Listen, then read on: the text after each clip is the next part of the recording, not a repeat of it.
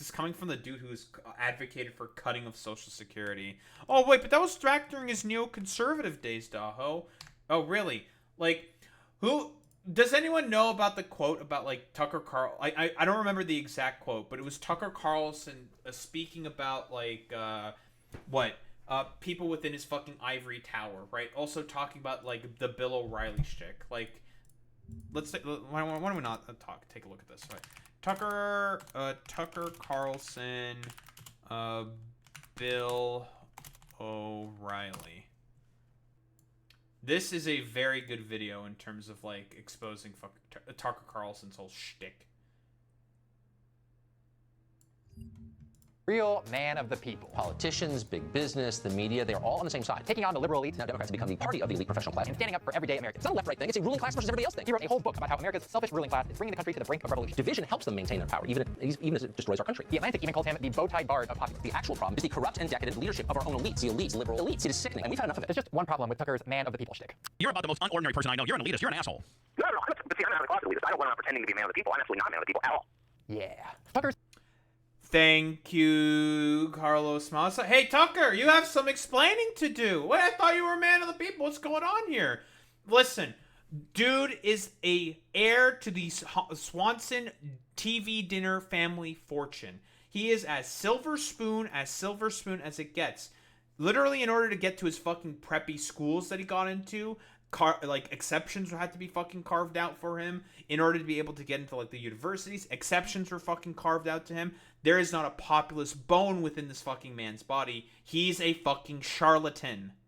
Tucker's full name is Tucker Swanson McNear Carlson. His stepmom is the heiress to the Swanson frozen food empire. He went to an elite boarding school in Rhode Island, got famous for wearing bow ties on national television, and has spent his professional career bouncing between cushy cable news jobs. By all measures, Tucker Carlson is a member of the American elite. How do you pay your bills? Well, I'm like extraordinarily loaded just from like money I inherited. You're a trust fund baby, are you not? No, completely. I've never needed to work. I mean, it's all just the whole cable news thing was like a phase I was going through. So what is going on here? Why would a guy who bragged about being an out-of-the-closet elitist host a show where he rails against the ruling class? There's actually a pretty simple explanation for Tucker's new shtick, and it's called false consciousness. But see, I'm not a closet elitist. I don't want to pretending to be a man of the people. The elites, to whom the rest of us mere plebes look on in awe. I'm absolutely not a man of the people at all. False consciousness is one of those phrases that grad students use to sound smart at heart. But essentially, it's a term in Marxist theory that describes when Marxism into accepting their exploitation. So let's say you and your coworkers are feeling frustrated and start thinking of forming a union. To stop you, your boss might say, "You don't need a union. The real problem is all these women taking maternity leave. If they weren't taking so much time off, we'd all be able to go home right now." or they might say, It's these damn privileged millennials. They're so obsessed with work-life balance that we all have to pick up the slack. Get mad at them. the boss convinces the workers to accept their exploitation by pointing their anger in the wrong direction. Or as Tucker Carlson would say, One thing you learn when you grow up in a castle and look out across the moat every day at the hungry peasants out in the village is you don't want to stoke envy among the proletariat. thanks, Tucker. So how do you keep Thank the you, hungry Tucker. peasants in the village from storming the castle? Enter Tucker Carlson tonight. The show is the sworn enemy of lying, pomposity, smugness, and groupthink. Since it launched in 2016, Tucker's show has been a festival of false consciousness, bombarding viewers with an endless supply of culture war bullshit. The transracial will be the new transgender. What's upsetting about lady-specific Doritos? If yoga is racist, is hot yoga more racist? To be fair, this isn't unique to Tucker. Fox News' MO is using culture war stories to distract from right-wing economics. But what makes Tucker unique is how often he uses the language of anti-elitism while ignoring real exploitation. Take the 2017 Republican tax cuts, for example. It's the largest tax cut in the history of our country, and reform. Republicans spent months promising their tax cuts would help the middle class, including during several segments on Tucker's show. This is really about a million. which we've looked at before. That was a complete lie. You know, all of the fucking benefits mostly went to the fucking rich. Again, we can take a look at that. The 2017 tax cuts. From the, this is a link that I've brought up constantly. Center on budget and policy priorities. Let's scroll down. New research shows that workers who earned less than $114,000 in 2016 saw no change in earnings from the corporate tax rate cut. Yeah. Income tax cut. Okay. That, of course, turned out to be a scam. The overwhelming majority of those tax cuts went to corporate shareholders and CEOs. They give away to the very rich permanent. Oh, that's the exact same reference I used. Thank you, Carlos and Vox. Very, very cool. I see that great minds do really, really think alike. Cuts for corporations and almost nothing for the average person. So what was Tucker Carlson, populist hero, talking about the week that happened? Racist trees. In Palm Springs, California, city officials are planning to clear-cut a grove of tamarisk trees because they're racist. Ah, yes. Racist trees. I'm willing to believe you that there was racist Racist intent in placing the trees. trees. Why are we punishing the trees for that? Tucker spent twice as long the talking about trees. this random tree story as he did about the tax cuts. Does that seem a little unfair? If you were a tree, you might feel a little differently. This is false consciousness in action. Convince workers to focus their rage at targets that don't matter, Racist trees. and they'll be too distracted to notice the ones that do. Did they give away to the very rich? Don't want to stoke envy. Again, it's not only false consciousness, but it's also the flood the zone strategy. It's literally just the Republican playbook through and through. This is what they constantly do. Tucker does this all the time. Last May, Congress rolled back regulations meant to stop Wall Street from creating another financial crisis. The financial institutions spent $200 million in lobbying. This is the kind of thing real populists hate. Big money rules, and the needs of ordinary people gets ignored. But Tucker didn't mention the Big word, rollback dog. once. Instead, he was dedicating multiple segments to a random dude who refused to move out of his parents' house, which Carlson saw as proof that millennials were too entitled. I think that probably does have something to do with the safe space movement. So just to recap, instead of talking about bank deregulation, we got one multimillionaire complaining to another multimillionaire about how millennials are too entitled. False consciousness. Amazing the country this is becoming. We're dedicated to chronicling it for you in all detail. Last February, Trump made it easier for lenders to give out predatory payday loans, which trap working class people in cycles of debt they can't get out of. Many of these loans have interest rates of 400.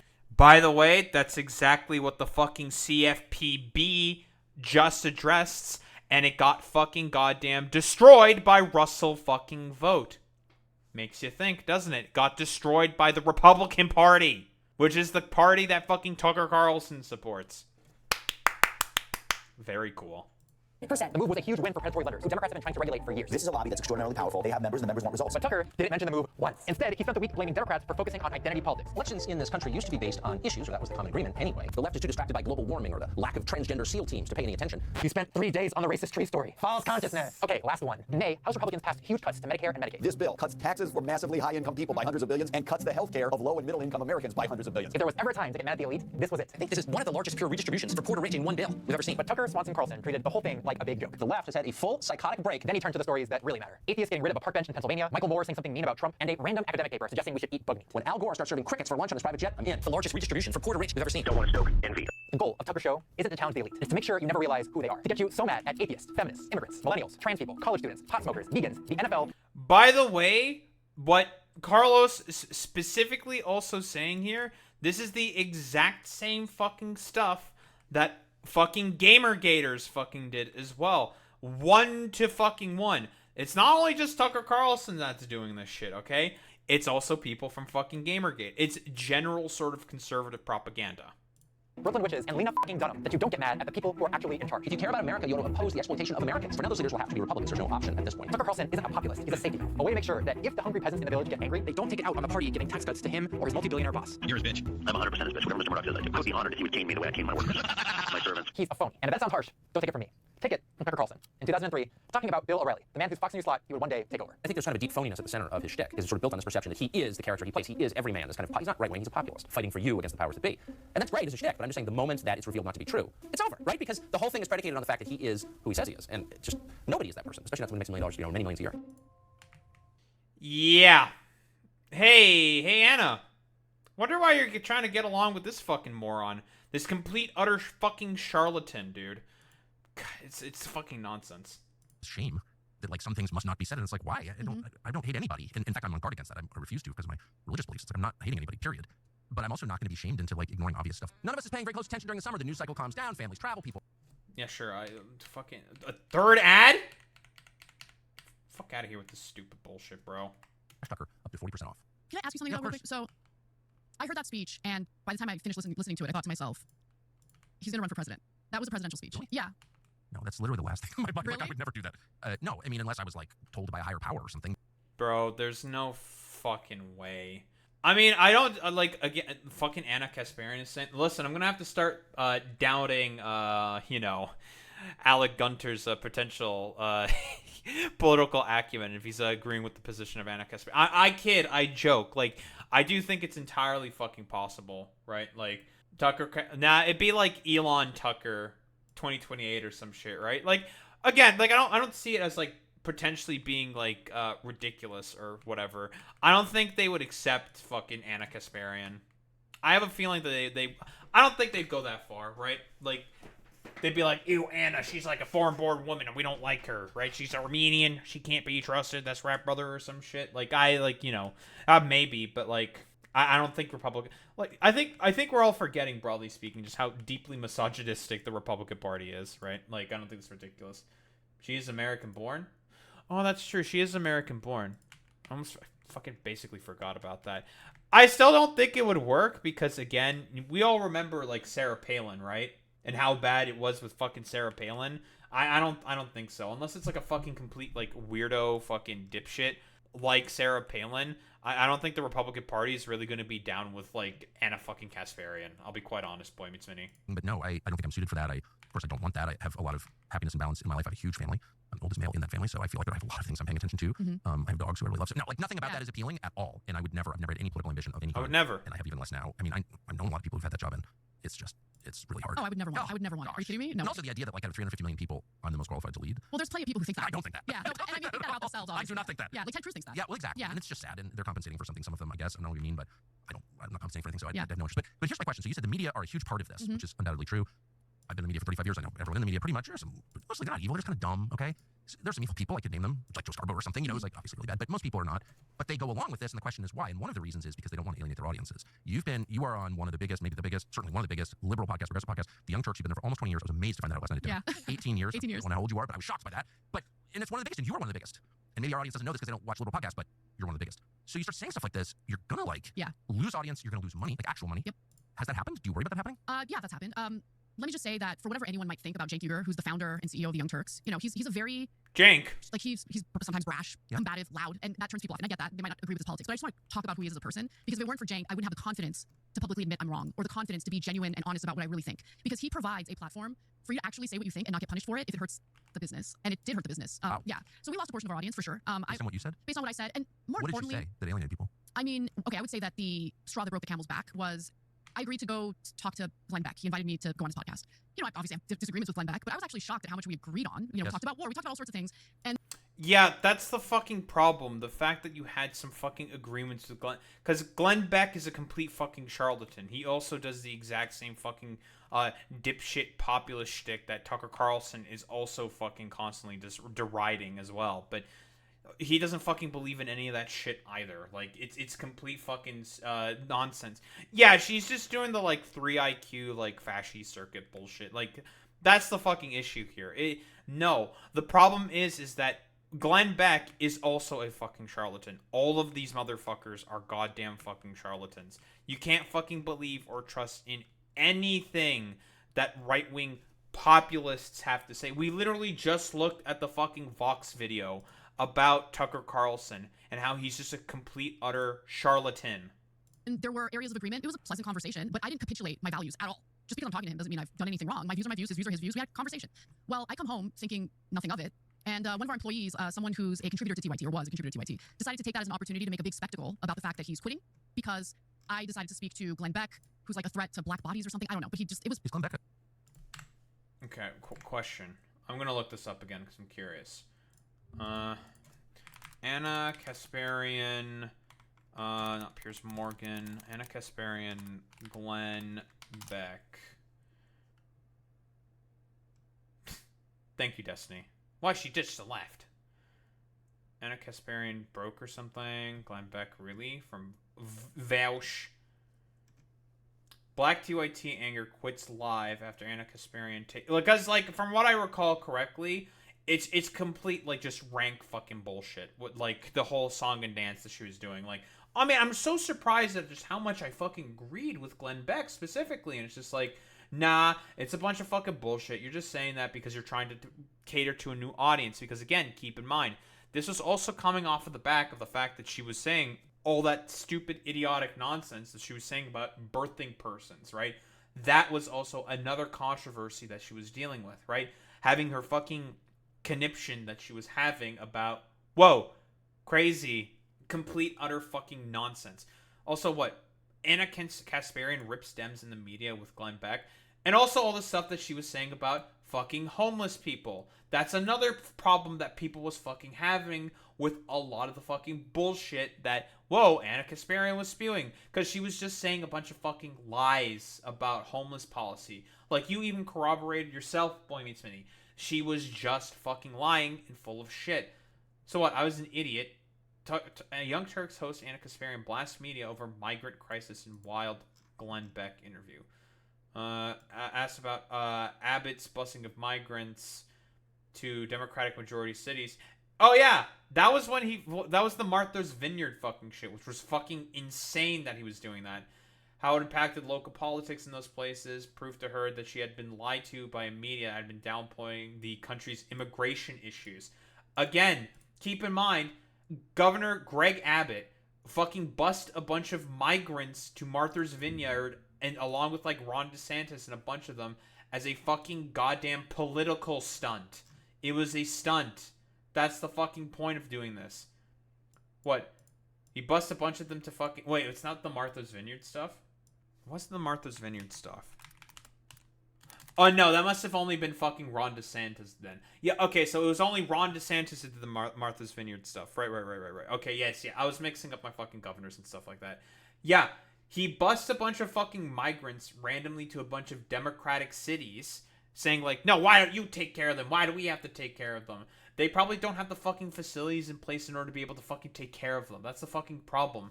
People are still going to step up and try to do something better. It's just like, oh, okay, well, fuck, now we have to fucking take care of this stuff. Crazy. Like, exactly an awakening about an immigration crisis. She replied, well, because all of a sudden you're seeing migrants sleeping on the floor in the police department in Chicago because they don't have shelter for these people.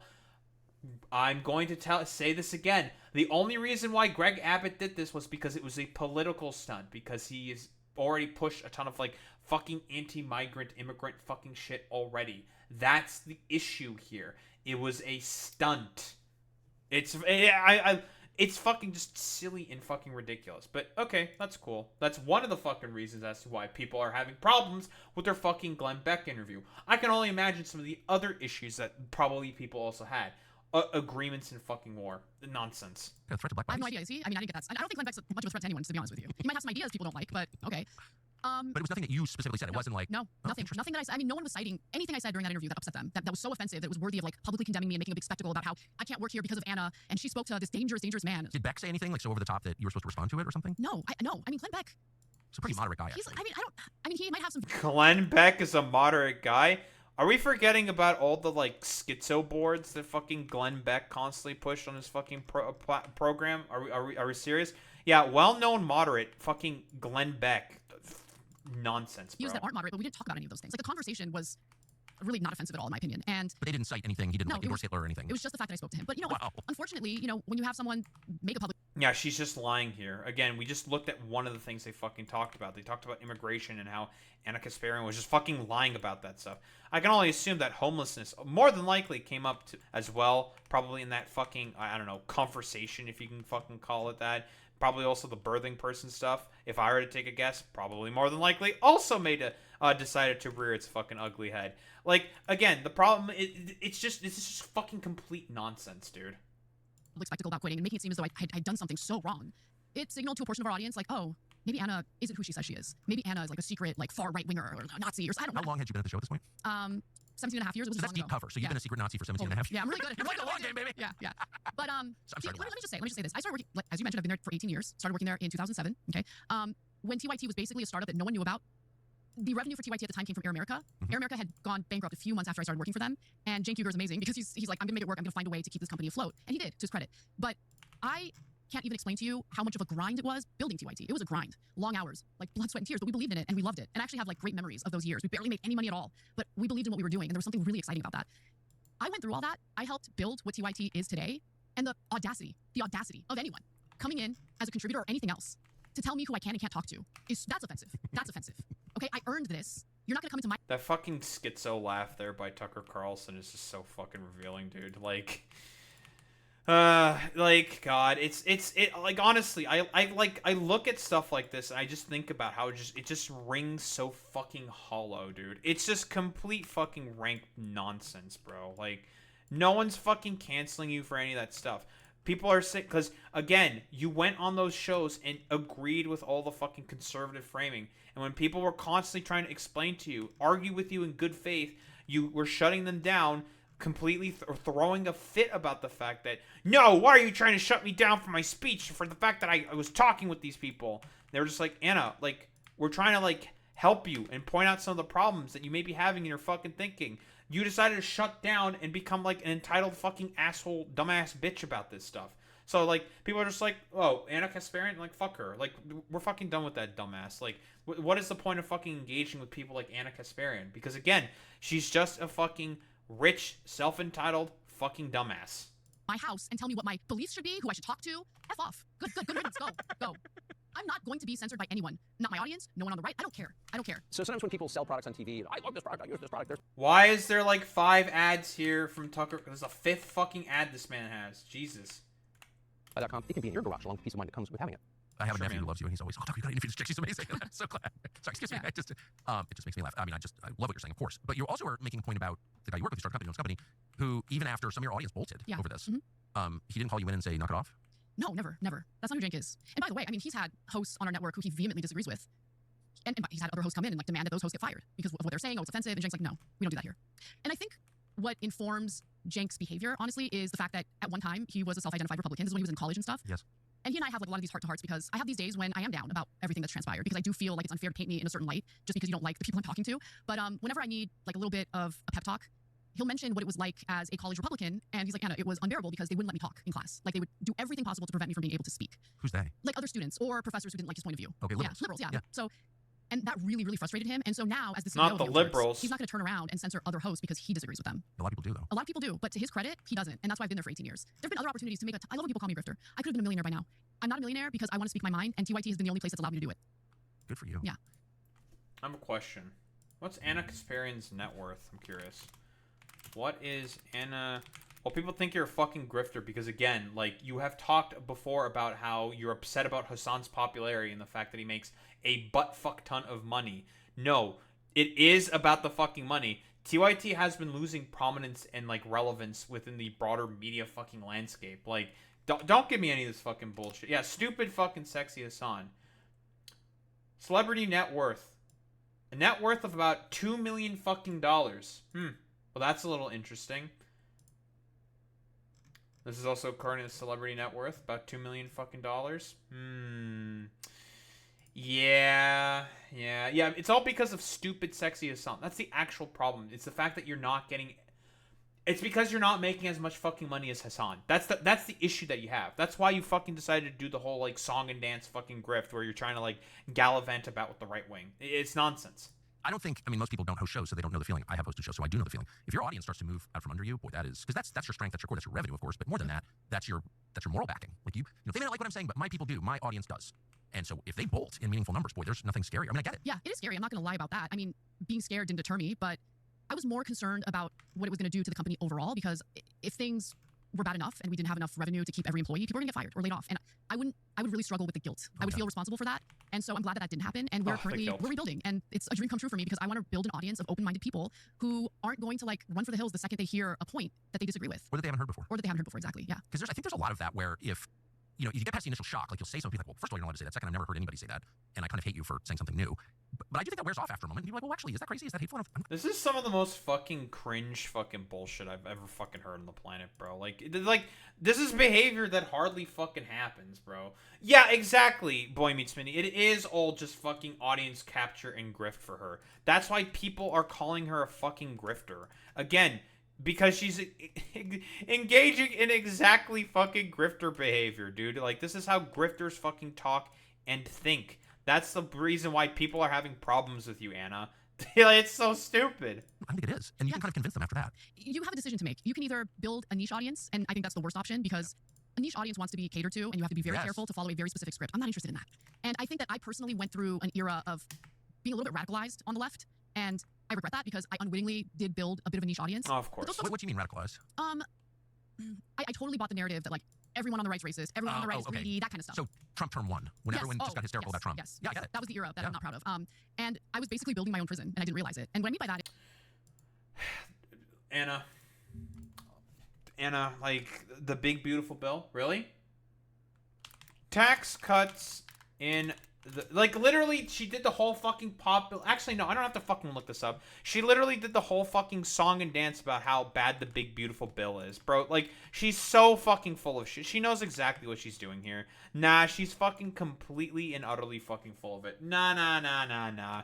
Don't fucking fall for any of this fucking bullshit. Literally, she talked about this with Tucker Carlson himself, saying, like, yeah, like, I hate the fact that, like, the big, beautiful bill just has, like, these huge fucking tax cuts, and now she wants to, like, fucking bitch and fucking moan and complain about, like, oh, yeah, like, Republicans are totally, like, not really bad. Everyone's, like, saying they're just, like, such stinky little pinkly winklies, and they're just, like, so utterly bad and mean. It's like, dog, you were complaining and deriding the fucking big, beautiful bill just earlier, doing the whole fucking LARP shit show meme fucking fest of the conservative fucking populism. You were just doing that earlier, and now it's like No, actually, no. It's all about the fact that everyone just has Trump derangement syndrome. Like, are we for real right now? It's fucking nonsense, dude. That is, once you have a niche audience, you're not allowed to deviate from a very specific and narrow ideology, and I don't want that. I'm not an ideologue. I'm willing to admit when I'm wrong. I'm willing to recalibrate on policy if I see it implemented. Literally, everyone was telling her about how she was wrong in terms of homeless policy, how she was also fucking wrong in terms of not only the homeless fucking policy that she was agreeing with, not only all the other fucking goddamn bullshit that she was like also like going along with. It's fucking stupid, bro. That's the fucking problem people are fucking having. Like, come on, man. Yeah, it's so fucking stupid, bro. Jesus Christ. It's not working correctly. I ultimately just want truth. I want justice, and I want a country that represents its people. That's what I want. That's my core. Do you feel like it is bridgeable? Like there's so much anger. Like, and by the way, I do think the immigration thing and the crime thing sort of obscure it. Like the real fight is between educated whites. Like they're the ones who really hate each other. Really? I think that. Tell me more about that. Well, I think it's I mean, I just know from my own experience. I often say this, but they called me racist for many, many years, and I would always say if I was racist, I would just admit it because like there are worse things, but I'm not. And Tucker, where's the fucking Tucker, bro? It's like, come on, bro. Where's the Mediaite fucking goddamn like or losing a game? You know, you don't let him smash all the dishes in the kitchen because he's upset. They denounce their own parents. Imagine if the Black Lives Matter rioters had weapons and immunity from prosecution. That's what they're talking about. Partisan law enforcement. This is a sham. It was a front for tyrants to inflict their personal neuroses and their desire for control on the United States of America and to do it outside the democratic process. These people are not warriors, they are vampires. They melt in the light. What you're watching is the ancient battle between those who have a stake in society and would like to preserve it, and those who don't and seek to destroy it. Some of our most prominent citizens have sworn not a racist, by the way. Allegiance to a cult. It is insidious. It will grow. Converts go by the term allies. Its goal is to end liberal not a racist, by the way. Democracy and challenge Western civilization itself. And like all cult members, they demand total conformity. And here's their first new rule: no criticizing Black Lives Matter. They ritually condemn their own nation, its history, its institutions, its symbols, its flag. Who will enforce the laws? Who will be in charge? Well, not racist, by the way. Violent young men with guns will be in charge. They will make the rules, including the rules in your neighborhood. I think Black Lives Matter is poison. Those people look like looters. But before you judge them, keep in mind it could have been far worse. It's not like they were doing something immoral, like protesting Gretchen Whitmer's coronavirus lockdowns in Michigan. That would have been a different story. Not racist, by the way. Fucking complete nonsense. And I would get so hassled, always by the same demographic. And I would always say to my wife, you know, no black person's ever yelled at me. In fact, I've been hugged by a lot of black people. It's just a fact. I'm sorry, it's just true. And they don't seem to think I'm a racist, but it's always middle-aged white women who are yelling at me at the airport. And like, what is that? No, I'm not whining. I don't really care. But it's just interesting. And so I think it's almost like fratricidal. It's like professional class whites who read the New Yorker, read the New York Times. Like they're truly angry at each other. Yeah. I don't know. I just noticed this. Yeah, I mean, I think it's propaganda. He's just noticing and stuff, this guys. thought that he's a noticer. Certain things are way worse than they really are, or that like their perceived threats, I think, aren't real to the extent that they think it's real. And by speaking out and by confronting you and by doing what you're referring to, I think they get a sense of I'm doing something about it. You know? No, I get it. No, I'm not even attacking them. It's just interesting to me. Because it's totally real in their minds. It is, of course. Not just performative. It's like I felt rage before. So, and as you so eloquently described, like that rage obscures, and I think maybe it's designed to obscure the reality of like physical degradation all around us. All around us. Yes. Yeah. So, and I think that is kind of the point. I think it is to some extent intentional. But what, since you do live in that world and have for so long, as rationally as you can, clinically as you can you explain what they're worried about? Well, I mean, I think that their heart is in the right place. Yeah, I'm not giving them the presumption of good faith for sure. Yeah. I just want to know, like, when some rich lady yells at me in the ski lift line, she thinks I'm racist. I know they always say that. But then there's also, like, there's a fascist takeover imminent. Is that part of it? Or what is it? Yeah, well, I mean, okay, let's talk about the fascist takeover, because there is a part of me that's a little bit worried about that, I am to be too. honest. I am too. Okay, so not just part of me, a lot of me. You're worried about the fascist Tucker, you have a big part to play in the fucking fascist takeover, my man. Like, you pushed a bunch of fucking fascistic goddamn talking points constantly on your fucking program. That's like kind of the thing that you were known for in media, the fucking fascist power hour, like unironically. Like, come on. Fucking complete nonsense, dude. And look, I don't know what's in those women's heads, so I just don't I don't understand them, so I feel weird talking about what they're saying. Not the I'm women. worried about the centralization of power and the use of technology to strip basic rights from citizens. Yeah, like, everybody. Like the Palantir stuff concerns me a little bit. You know? Anytime, yeah, I mean, the technology, not just Palantir, but all the emerging technology, supercomputing, AI, all of this stuff, Yep. facial recognition, like it could be used to enslave the population really easily. Totally, yeah. So I don't know why. I mean, everyone should be freaked out about Be that. worried about that, definitely. I'm also a little bit worried about, and I don't know how large this group of people in America happens to be, but you're hearing from them more and more.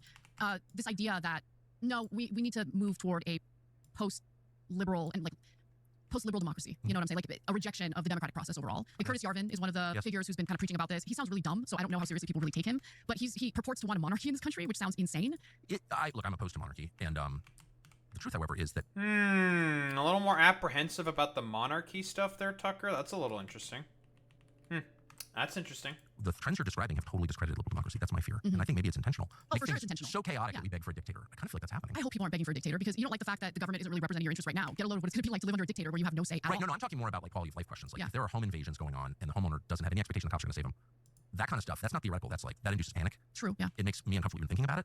You know. So if you have a lot more of that, people are like, I don't really give a shit about voting. What I care about is my kids not being killed. Yeah, actually, you make a really good point, which is why it's so important for Americans who value liberal democracy to really start thinking seriously about saving it. Exactly. Yeah, that's what I want. But don't you feel like when people are under, like if you were on a plane flying across the Pacific that dropped 20,000 feet in a minute, and you're saying your prayers, maybe you're an atheist, you're saying prayers anyway, couldn't control yourself, and what would you be willing to do or give up in exchange for not dying? In other words, if you're totally panicked, you're in free fall, commercial airliner, God, I will do anything. Like that's kind of what is happening with crime, I think. Yeah, not just crime. Not just crime. Yeah, I mean, so many issues. It is a problem when most Americans agree on something and our politicians know it, but they do the opposite anyway.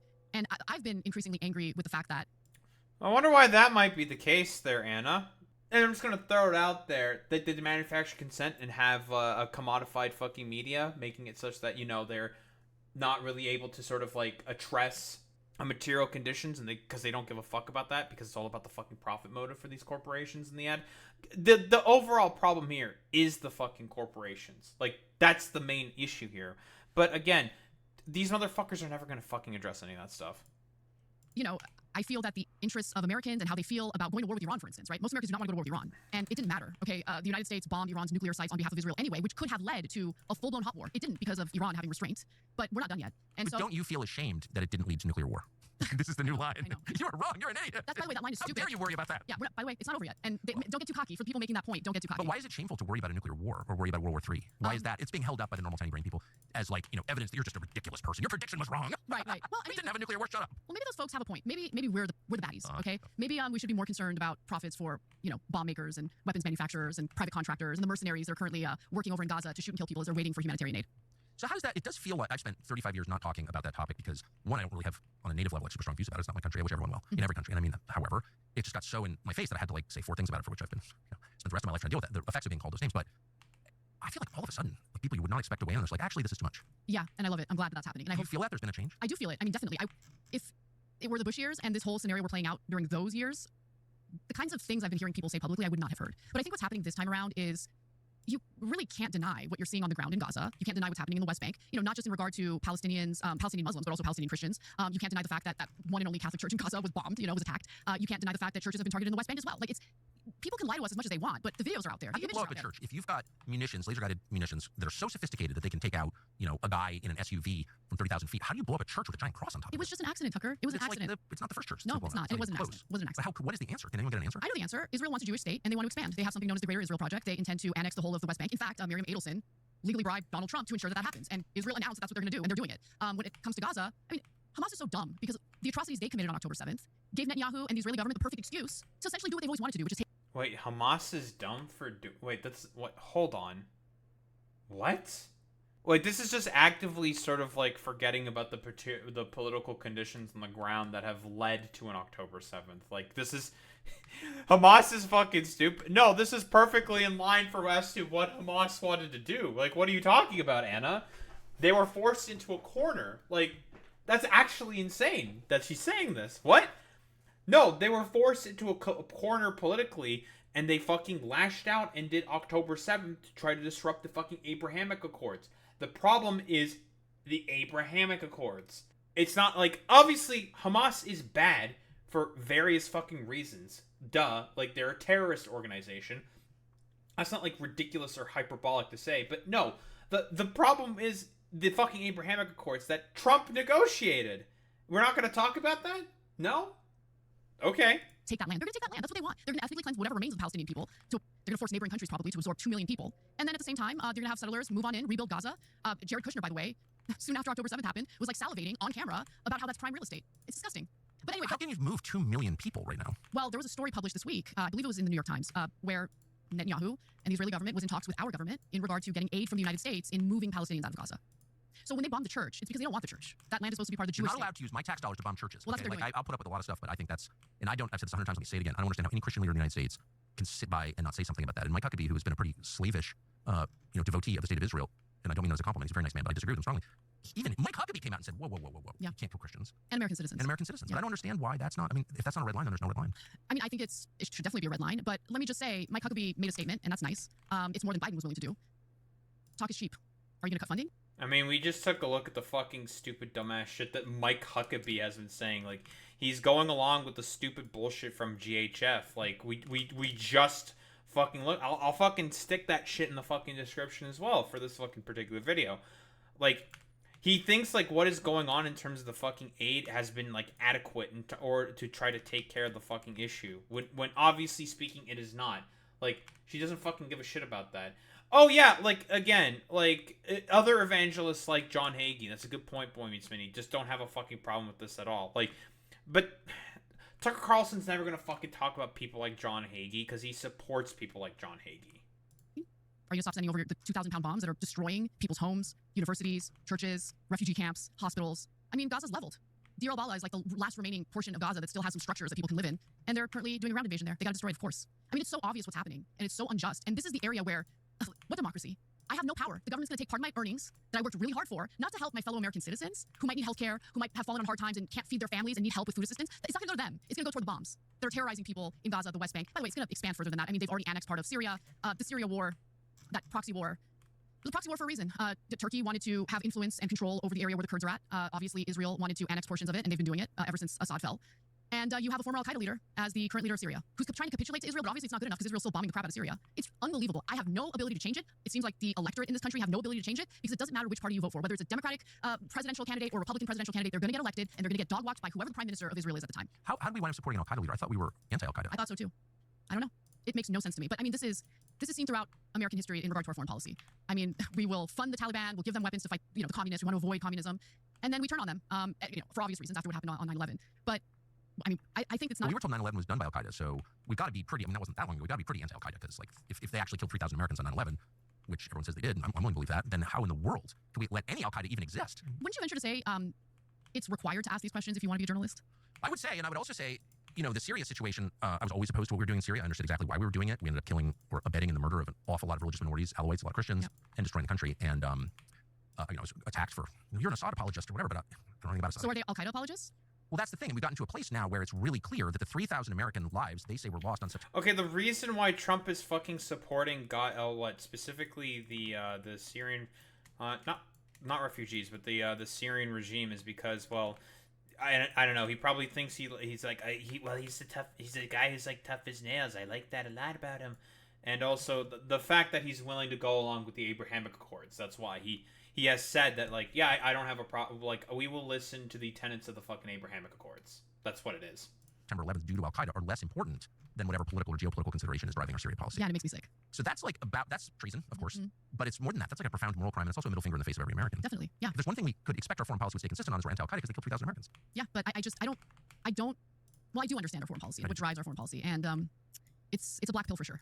So I'm not just asking this because you have an Armenian last name, which you do. I do. But and I think you're Armenian. That's why you have an Armenian last name. But because you did a segment on this. What is going on between Armenia, big picture, and Azerbaijan?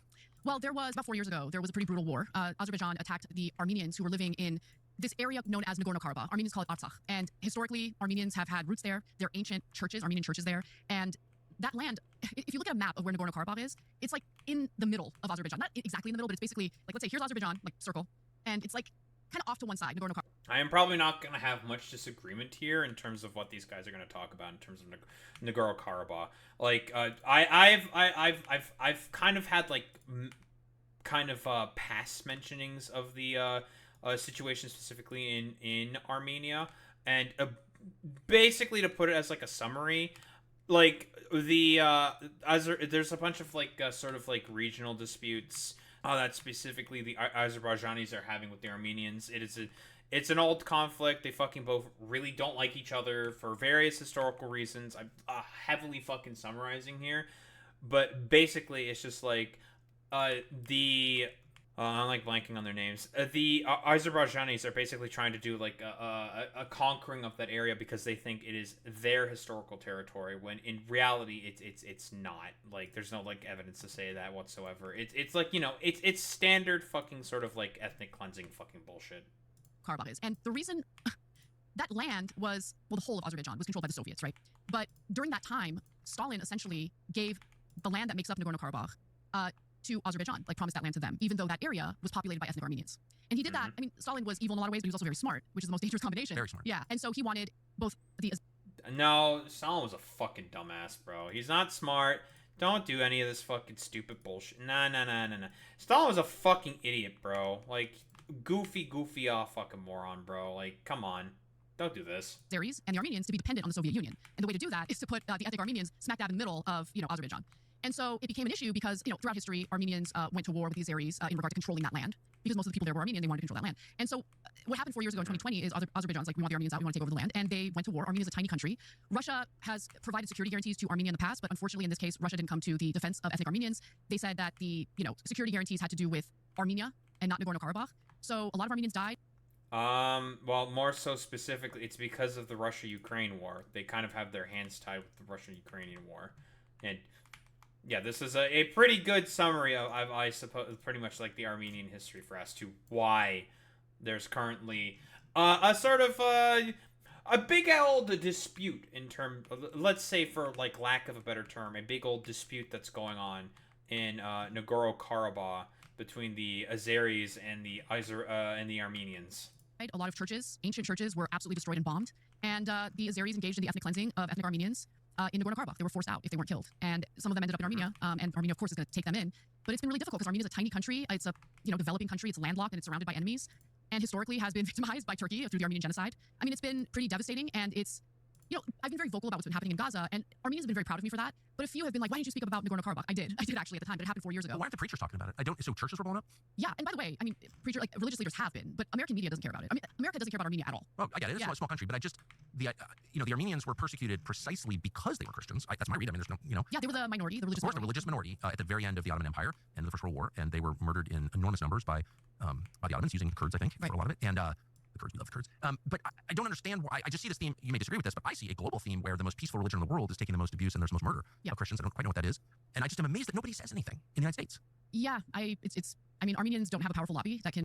What the fuck? Like, what do they mean? What does Tucker Carlson specifically mean here? The most peaceful. What does that mean? I don't even fucking know. Bribe our politicians to care about them. So, what's really depressing though is we provide a lot of the weapons that Israel has. And Israel sold weapons to Azerbaijan to carry out the ethnic cleansing of ethnic Armenians from Nagorno-Karabakh. What? Yep. Is that confirmed? Yes, it's confirmed. It's absolutely confirmed. Israel sold weapons to Azerbaijan to kill the Christians. Yeah, that's exactly what happened. Anna is correct here, by the way. Anyone can look it up. And look, if I'm ever wrong, I will admit it, but this is something I've researched deeply. Where did Azerbaijan get its weapons from? There have been rumors that they also from the sold weapons Israelis. from Russia, correct here. but there was less confirmation on that. But in regard to Israel, it's very clear and it's documented. Anna is correct here, and by I have the right way. To sense that theme because I'm a Christian and I'm not going to see that right. Sorry. So the Armenians were murdered by the millions at the end of the First World War. But they weren't all killed. Where did they go? So, thank you for asking me these questions. I really appreciate it because there's a lot that I want to say about it. So the Armenian genocide was perpetrated by an offshoot of an organization of it's a group that basically rebelled against the Ottoman Empire. The Ottoman Empire had already been persecuting Armenians. There was the Adana massacres. I mean, massacres had been happening at the hands of the Ottoman Turks. Now, a group rose up to rebel against the Ottoman Empire, and those individuals were known as the Young Turks.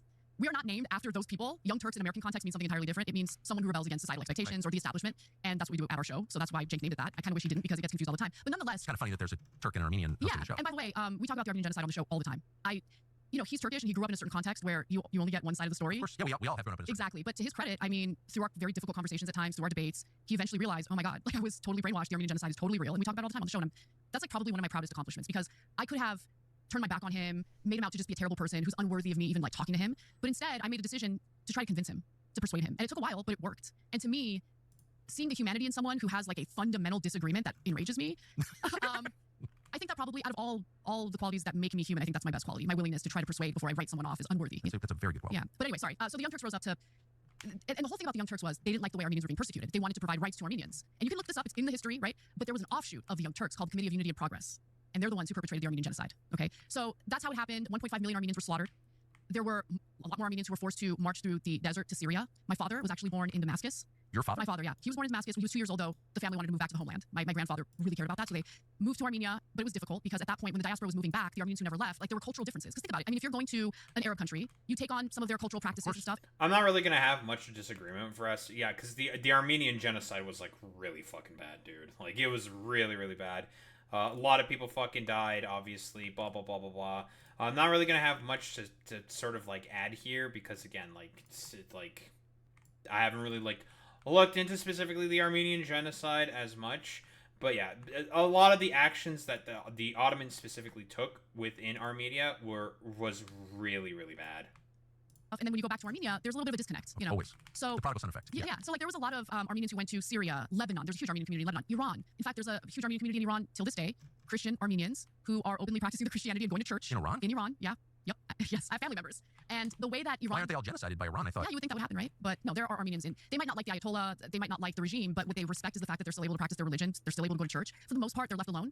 And there's a huge Armenian population in Iran, I think. Yeah, that's the Armenian diaspora. And they were originally refugees from the genocide? Yes, yeah. I love Iranian Armenians. They're like among my favorite. They're just, I don't know, I just think that they're actually a lot more open-minded, believe it or not. The diaspora that I come from is far more conservative and a little close-minded, you know? So, but anyway, I just, Armenians have been through a lot. They really have, and they're all over the world because of the fact they were forced out of their own country. They've done so well. Yeah, they're hardworking people, they're good people, very family-oriented. I'm very proud of my heritage, but I'm also very proud to be an American. And that's the other thing about Armenians.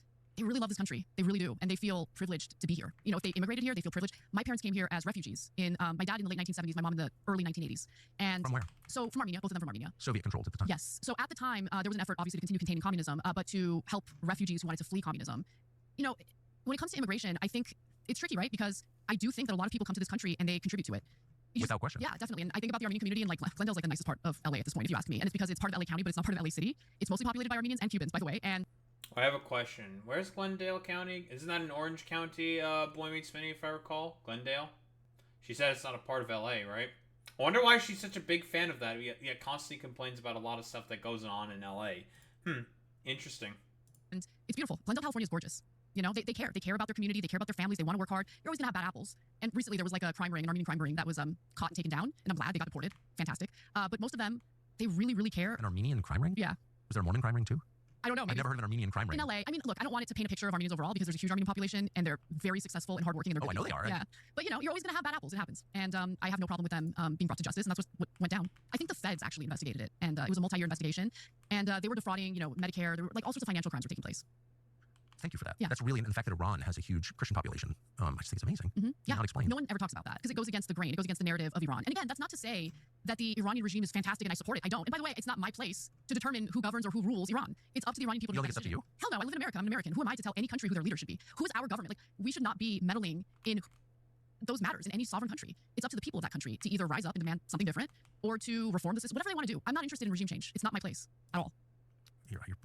I'm the choir and you were preaching. So what happens to the media where you spent your entire life? Like, what does it look like in 5 years? I mean, I think cable news is in a lot of trouble. Yeah. Because whether people want to believe it or not, I think most Americans are actually pretty smart and privy to the fact that they're not really getting the whole story when they watch traditional media, when they read legacy media. And so there's a lot more competition now online, and you have long-form like this. We're having a long-form conversation where there's space to actually explore the complexities of various issues. And people love that. People want to be mentally stimulated. I'm never stimulated when I'm watching cable news. You know, maybe there are some examples. Like sometimes there's like a debate segment where I'm like, okay, that was a good segment. I like that. I hate the uniformity of ideology that you get on cable news oftentimes. That bothers me. I will say this. I like Abby Phillips' show on CNN because that whole show is about bringing all sorts of people together from different perspectives to hash it out. And it remains, for the most part, pretty civil, but we're disagreeing and we're explaining why we disagree. And I like that. And she's had me on, even though I think most people in cable news probably see me as a controversial figure to some extent. But they have all sorts of people on, and I love that. I just noticed, I was saddened to see that the one conservative guy, the professional conservative on CNN, well, he seems clever. I'm not against him personally. I don't know him. But the second, we learned that, we're going to be bombing Iran now, he's all in. Yeah. He's all in. So I feel like I forget his name. What was his name? He's on like often. I know who you're talking about. But the thing that kind of offends me at this point is when partisan hackery takes place. You know what I'm saying? Do I know what you're saying? Yeah. Well, I've heard about it. It really annoys the crap out of me. I'll give you an example. Participated in it. Yeah. And that's the thing. Like, I give you credit because you have on multiple occasions admitted that like the neoconservative ideology that you had taken on was wrong. I don't think most people. I think it's evil. That's what I think. I don't think most people who are against you on the left know how often you condemn yourself on your own podcast about that. So I just wanted to kind of draw attention to it. Well, I just think it's important. He condemns himself.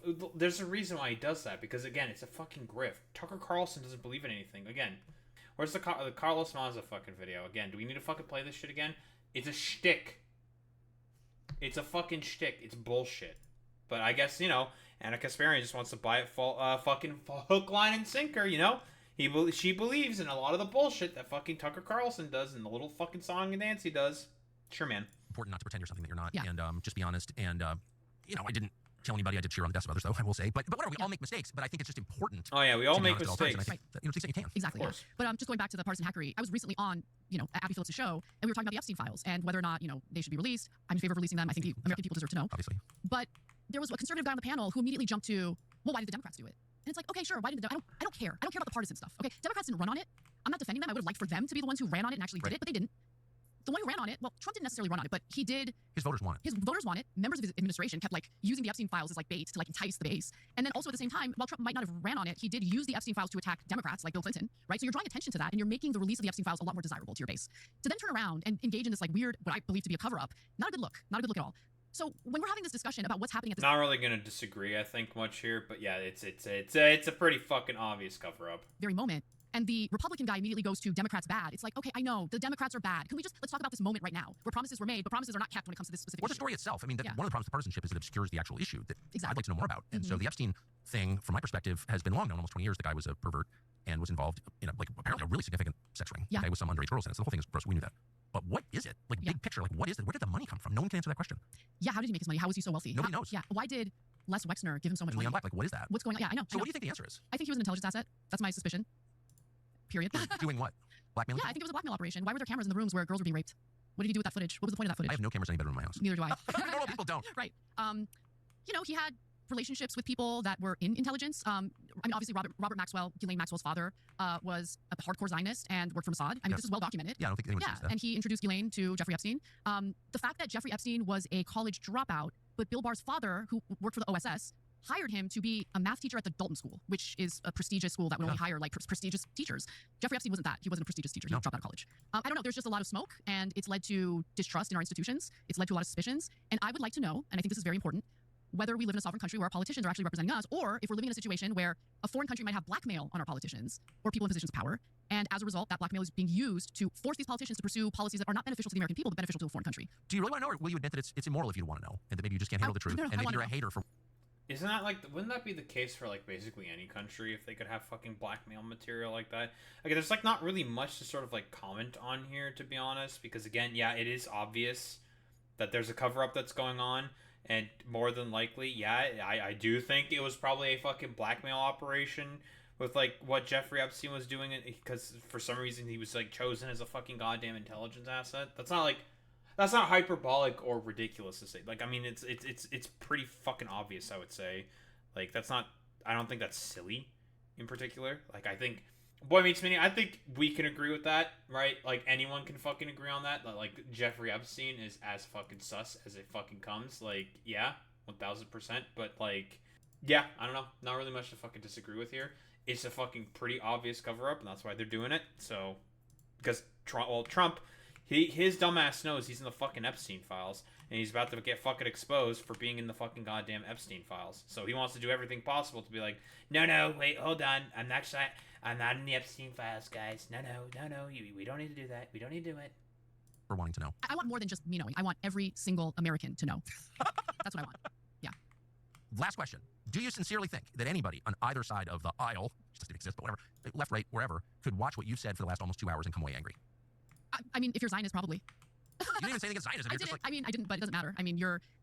Look, if the Jeffrey Epstein suspicions are ever confirmed, that looks really, really bad, and you would want that information to never come out. So even talking about it, I feel really offends people for obvious reasons. And so, I don't know, we'll see. But this is the message that I want people who might feel angry to take away from me. I don't give a fuck. That's it. I can't improve on that. Hannah, thank you so much. Thank you. All right, lovely, fantastic. Well, that was just complete fucking utter bunk and nonsense. I don't really know what else to say here besides, yeah, Anna Kasparian has decided to fall for the whole entire fucking Tucker Carlson shtick. She's doing her, I suppose, Jimmy Dorification. Again, there's not in terms of the ending part there, not really much to sort of disagree with there, yada yada yada. I wanted to skip through parts of it. In reality, I just decided to fucking play through the whole thing. Whatever, I don't give a shit. Yeah, generally speaking, the thing is that we know what Tucker Carlson's shtick is. The Vox Media, Vox Media fucking goddamn The Vox Media goddamn fucking video pretty much reveals entirely what Tucker Carlson's fucking shtick is. He's a fake. He's a fraud. He is a fucking Nepo baby born with this fucking silver spoon in his mouth, okay? He's always had a fucking silver spoon in his mouth, okay? He's a complete, utter fucking charlatan. And a freak, alright? So, again, don't fucking fall for the fucking stupid bullshit that Tucker Carlson is trying to push out. And Anna Kasparian is deciding to go along with it and buy it hook, line, and fucking sinker. It's stupid and ridiculous. Not to mention about, like, all the sort of, like, conspiratorial nonsense these morons are pushing out in terms of, like, all the faux fucking populism. And again, Anna Kasparian still seems to have, like, a strange conniption with fucking homeless people. Still to this fucking goddamn day. That's the actual reason why people don't like you, Anna. It's because of that. You were lying again about the problems within the sort of like homeless situations, broadly speaking, throughout California and in Los Angeles. That's why people on the left don't like you, because you're lying and you're over conflating a lot of stuff. And a lot of the reasons why people are going after you is because you're trying to do this whole like song and dance thing with the fucking conservatives, and you're just like, why are you trying to go after me? It's because, like, dude, you're just like going on there onto these fucking shows and you're just lying about a bunch of fucking bullshit and things that you don't actually believe in. That's the actual problem, right? And she's still now doing the whole fucking bit. Now she thinks like Tucker Carlson's like perfectly okay. It's honestly like the Jimmy Dorification, I suppose. And I mean, I think it's an overall broader problem with like TYT as a platform, generally speaking. The just complete fucking nonsense. It's all been like Jimmy Dorified. They do like the stupid like, oh well, you know, actually like MAGA is actually a good thing. When there's just like, no, it's just a cult that just goes along with what fucking dear leader is saying. And a lot of these motherfuckers are not any fucking goddamn different, okay? They're just like going along with a lot of the bullshit. It's a complete utter rank nonsense. And the problem is with Anna is that she fucking is lying and over conflating a lot of stuff in terms of issues that she proposed to believe in. That's the actual issue that the left, broadly speaking, has had with Anna. And her now doing this whole song and dance, believing in like Tucker Carlson's fucking populism, for fuck's sake, is not going to help her in that position either. I don't know. Don't think there's really much else to say besides that.